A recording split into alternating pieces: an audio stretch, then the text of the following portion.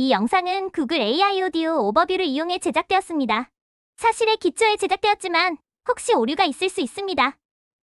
라오스로 혹시 떠나시나요? 아, 정말 매력적인 곳이죠. 네, 맞아요. 근데 또 여행 준비하실 때 안전 정보는 꼭 챙겨봐야 하잖아요. 그렇죠. 그래서 오늘 저희가 주라우스 대한민국 대사관의 최신 안전정보를 싹 훑어봤습니다. 핵심만 좀 알려드리려고요. 네, 그게 중요해요. 특히 요즘 코로나 이후로 라오스 경제 상황이 좀 안 좋아지면서 외국인 대상 생계형 범죄가 늘고 있다는 분석이 있거든요. 아, 경제 상황이랑 치안이랑 또 그렇게 연결이 되는군요. 네, 그렇죠. 그래서 이런 부분부터 시작해서 현지 의료 시스템이 좀 취약하다는 점, 또 문화적으로 조심해야 할 것들까지 좀 현실적으로 짚어드릴게요. 그래야 대비를 잘 하실 수 있으니까요. 네, 좋습니다. 그럼 그 범죄 유형부터 좀 알아볼까요? 외국인 관광객 늘면서 사건 사고도 좀 잦아진 것 같던데요. 맞아요. 대표적인 게 그 오토바이 날치기. 이게 보통 2인조로 움직여요. 2인조요? 아, 네. 좀 한적한 길이나 골목에서 특히 혼자 다니는 여행객을 노리는 거죠. 휙 지나가면서 가방 같은 걸 낚아채서 달아나는 거예요.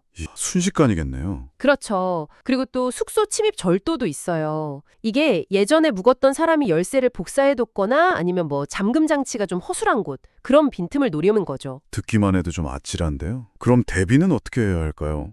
기본적인 것들 외에 좀 더 신경 쓸 부분이 있을지. 사실 기본이 제일 중요해요. 밤에 특히 한 오후 6시 넘어서는 좀 인적 드문 곳은 피하시고 혼자 다니는 것보다는 일행이랑 같이 다니는 게 훨씬 낫죠. 네네. 아, 주변 살피는 거요. 하긴. 네, 걸어 다니면서 스마트폰 너무 보거나 이어폰 끼고 있으면 주변 상황 파악이 어렵잖아요. 그러니까 그런 건 좀 자제하는 게 좋고 혹시라도 진짜 그런 상황이 오면 저항하기보다는 그냥 안전하게 피하고 나서 범인 인상착의나 오토바이 번호판 같은 특징을 기억해 두는 게 중요해요. 그걸로 신고해야 하니까요. 숙소 안전도 진짜 중요하겠네요, 그럼.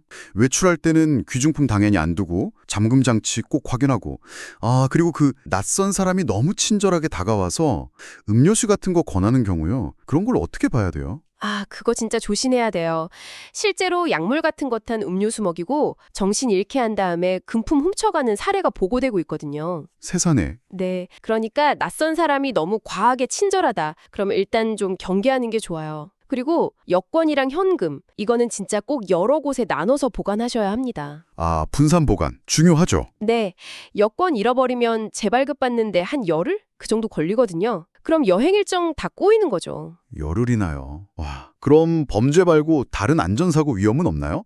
교통 상황이라던가? 라오스 교통사고 정말 빈번해요. 이게 오토바이 운전자도 엄청 많고 신호나 차선 개념이 좀 희박하다고 해야 하나? 그런 경우가 많아서 직접 운전은 정말 웬만하면 안 하시는 게 좋습니다. 직접 운전은 피하는 걸로. 네, 특히 도시 외곽도로는 포장 상태가 안 좋은 곳도 많아서 오토바이 사고 위험이 더 높아요. 물놀이 사고 얘기도 가끔 들리던데요. 네, 맞아요. 그 방비엥 블루라군이나 루앙프라방 꽝식폭포 같은 유명한 곳에서도 익사 사고가 종종 발생해요. 그러니까 튜빙이나 카약 같은 거 할 때 아니면 그냥 수영할 때도 구명조끼 같은 안전 장비는 꼭 착용하셔야 해요. 안전장비 필수군요. 네. 근데 무엇보다 진짜 중요한 건 라오스 의료 인프라가 정말 열악하다는 걸 꼭 알고 가셔야 한다는 거예요. 의료 인프라가 열악하다. 그게 구체적으로 어떤 의미일까요? 위급할 때 좀 대처가 어렵다는 거겠죠? 네, 바로 그거예요. 시설이나 장비도 부족하고 정확한 진단이나 제때 적절한 치료받기가 어려울 수 있어요. 그러니까 가벼운 병이나 상처도 되게 심각해질 수 있다는 거죠. 아, 그 정도인가요? 네, 그래서 만약에 정말 큰일이 생기면 인근 국가, 보통 태국으로 가거든요. 거기 병원으로 후송하는 것까지도 생각을 해야 해요.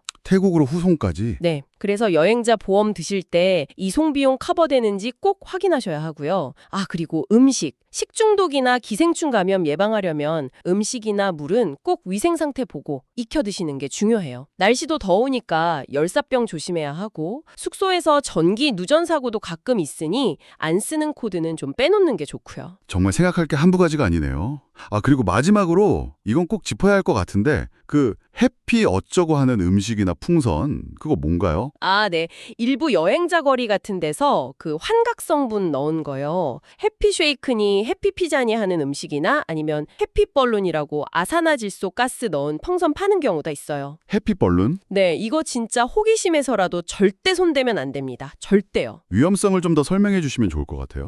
적인 건강 문제를 일으킬 수 있고요. 게다가 라오스 법으로도 당연히 불법이고 우리나라 법으로도 처벌받아요. 속인주의 원칙 때문에 한국 돌아와서도 문제될 수 있는 중범죄입니다. 아, 한국에서도 처벌받는군요. 네, 그러니까 순간의 호기심이 진짜 돌이킬 수 없는 결과를 낳을 수 있다는 걸 꼭 기억하셔야 해요. 알겠습니다. 그 외에 또 뭐 현지 법이나 문화를 잘 몰라서 문제되는 경우도 있을까요? 몇 가지 더 있어요. 라오스는 법적으로 혼외 동침이 금지되어 있습니다. 혼외 동침이요? 네. 그리고 현지인이나 뭐 정부 정책에 대해서 공개적으로 막 비판하거나 그런 언행은 삼가야 하고요.